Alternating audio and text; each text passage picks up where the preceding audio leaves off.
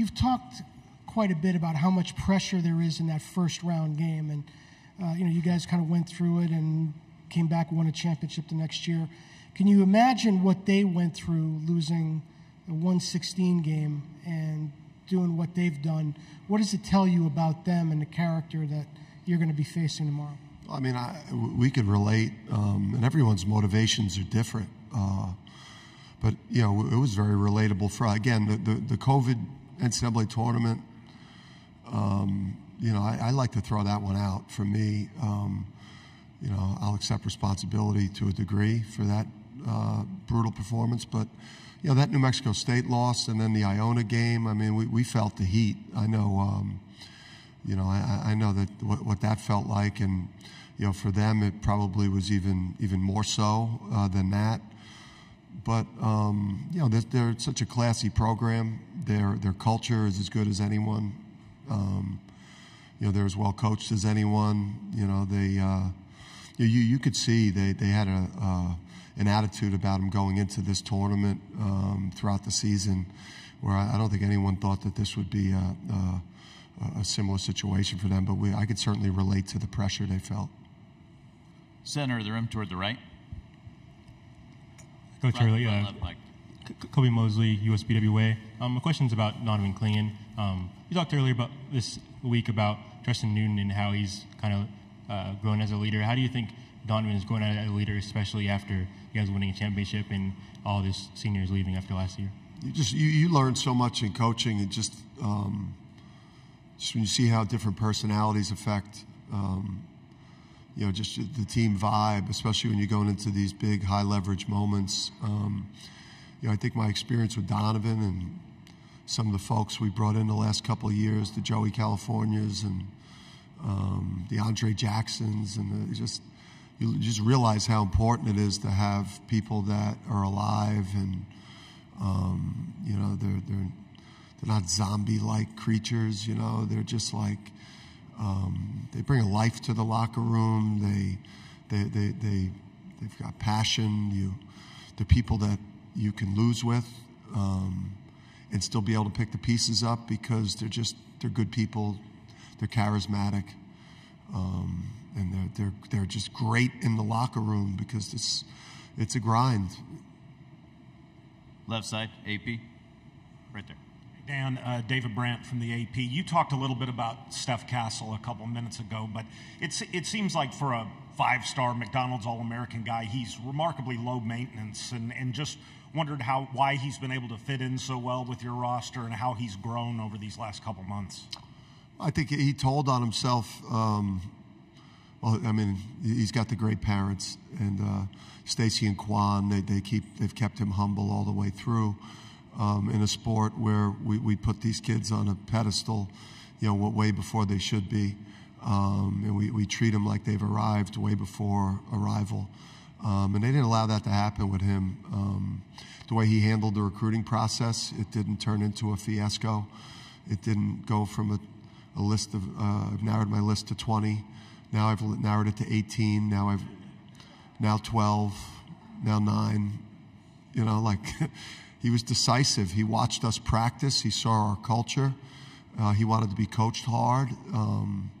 They wanted an old school environment for him to be challenged in and to be held accountable. And it's just been the perfect situation for him because his draft stock is right where they want it to be right now, and he's won big. You can still do both, and everyone could win. Center of the room. Amanda Kristovich, Front Office Sports. Just from a big picture perspective, do you feel like UConn could have reached this level of dominance if you hadn't rejoined the Big East a few years ago? Oh, yeah, absolutely. We were well on our way, in a similar way to what Coach Sampson was doing in the AAC. Obviously, going to the Big 12 is, everything's bigger, tougher league, but, we were recruiting at a very, very high level, and we would be where we were regardless. I got the best staff in the country. I got one of the biggest brands in college basketball. It has certainly helped, but we've also had a big impact on the Big East as well. Left side of the aisle, all the way left. Killian Johnson, Sports Illustrated Kids. Coach, as reigning champions, how you've had a target on your back all year. How has that motivated you? I mean, well, number one, my biggest motivation really for the last 2-3 weeks is I just don't want to deal with the portal shit. And I mean, well, that's why we're trying to win so hard right now, is I'm seeing what other people are doing. It's chaos, and I can hide behind, hey, my season's still going on.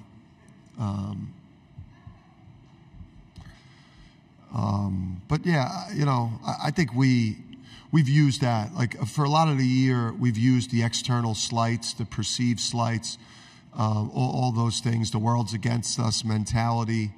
I think that gets you through like the regular season, Big East grind, January, February, where the team's tired and you've got to create these different things, you know, where we really use that motivation external.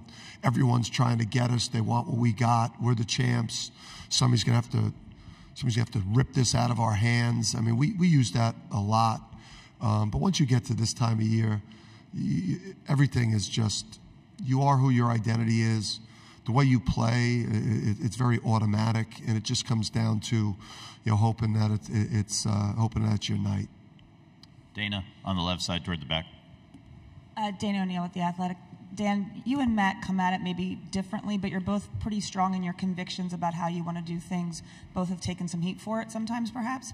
How do you kind of maintain the courage of that conviction as you go through this and the world kind of swirls around you? Yeah, you know, I think we do have a lot of similarities in terms of, you know, the culture and the old school, you know, values that we have in terms of the type of people that we recruit and the type of teams we have. You know, so maybe the personalities are a little bit different on the sideline. I wish I had his composure at times. You know, I just think that, you know, we've been involved in the game our whole lives. We were both players. We both played for incredible coaches throughout our careers. And I think those coaches that we played for have made us stubborn and strong in what we believe. And I think we're both very confident people that are authentic and aren't trying to put on a show. I don't think there's anything fake about either one of us. We are who we are. Third row on the left. Dan, what is having an enormous backcourt like you have and like you had last year? What strategic advantage does that give you, particularly against a smaller backcourt like Purdue has? Yeah, just the size at guard, just to, you know, to have a 6'5" Trustin Newton, you know, Steph Castle, who's 6'6", to be able to put him on a point guard or on a wing scorer, either one of those guys. It just affects passing windows, I think, for guards, whether it's the ball screen game or post feeding. Obviously, it shrinks the court for the opponent as well, allows you to contest the three-point line at those spots. And even Caravan, who's, you know, 6'8", 6'9", but he's got really, you know, he's got great length at his position as well. UConn locker room is now open and breakouts are beginning with players. We'll continue with Coach. Question from Wayne Norman all the way on the right. Hi, Dan. You're a very good three-point shooting team, and Donovan Clingan plays a big role in that. Purdue is the second best three-point shooting team in the country. Is it a similar formula with Edey in the middle to open their three-point shooters? Yeah, you got to pick. You know, you got to pick your poison. I think you got to mix things up. You know, single coverage for Zach Edey is it's a scary proposition, even with Donovan, because, you know, he's a game changer, you know, for us at both ends of the court and on the backboard. So I just think that we can't give them one look. You know, they're too good. In a lot of ways, we mirror each other. You know, they're 2 or 3 in offense in the country, and they're 12th in defense. there's just not a lot of holes in either team. It's NBA level talent up and down each roster, and teams that are just well-rounded without a lot of vulnerabilities. We're going to go to Matt, then Brendan, then Billy, and then my guess is we're going to have to wrap this up. Let's get a microphone for Matt. He's got the blue shirt right there, holding his arm out. He has a microphone. Matt Norlander, CBS Sports. I'm going to ask you to extend that thought because Edey is combining for close to about 44 points and rebounds a game. Are you anticipating the necessity to double team him some, or are you, as a competitor, Dan, and how you're going to prepare for this, are you preparing for Edey to just go Edey again, and then whatever we can do to shut everyone else down, we're just going to win that way? Obviously, other teams have tried that approach. Most have failed when they face Purdue. Yeah. It's a unique challenge. He's a unique player. I don't think that one thing is going to work in the game. I think you've got to try to keep him off balance. Matt, unfortunately for us, really constructed a great roster around such a unique player. Obviously, the blind spot for them last year was subpar three-point shooting, which allowed you to surround him. Whereas now, if you put two on the ball with him, you're now turning loose a team that's shooting 40% from three. If you single coverage him, even with Donovan, a player of his caliber, he obviously gets fouled a lot, or he's at the free throw line a lot. So now we're putting maybe our most impactful player in position to maybe get in foul trouble, which would cause big problems for us at both ends and on the backboard. I just think that even though it's a short prep, we've played a lot of games this year, and I think there's a number of different things we're going to have to try to do and mix up and see what's effective. Brendan. Dan, Brendan Quinn from The Athletic. When you deal with alums of a certain era, dudes who played in the Yankee Conference and stuff, like, what's been your experience, like, seeing them process what this place has become? I'd say UConn's unique because, we've got, we're UConn's the pro sports franchise of the state.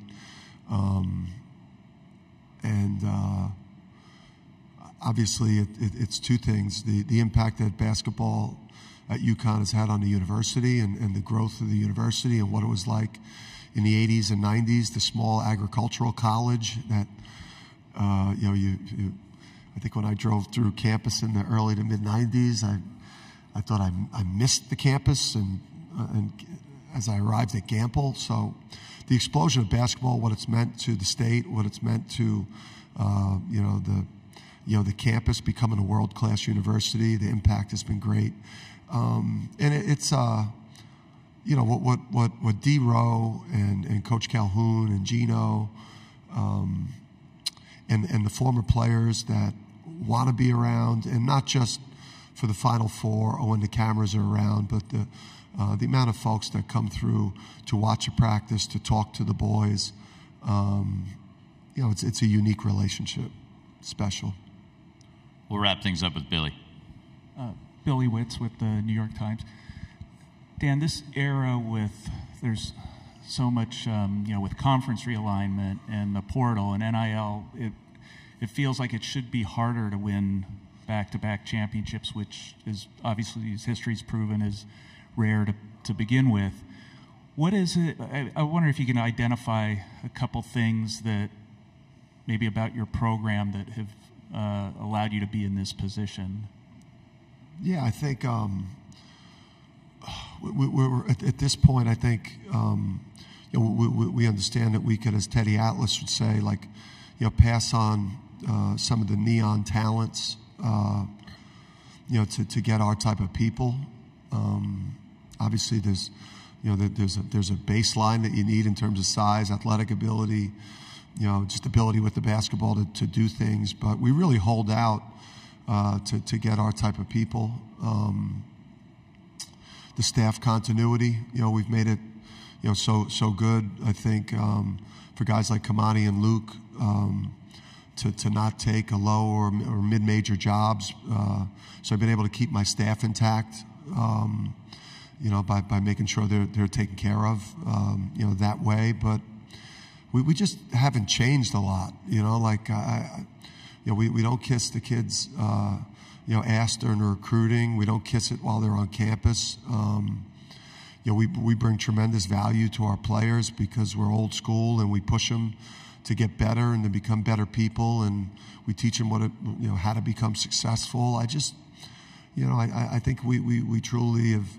I think we try to play modern basketball with the use of analytics, as I bought more into that, but have really held on to like old school values, the way coaches maybe used to be more, where we're in charge and we hold people accountable, but we play a modern style of ball.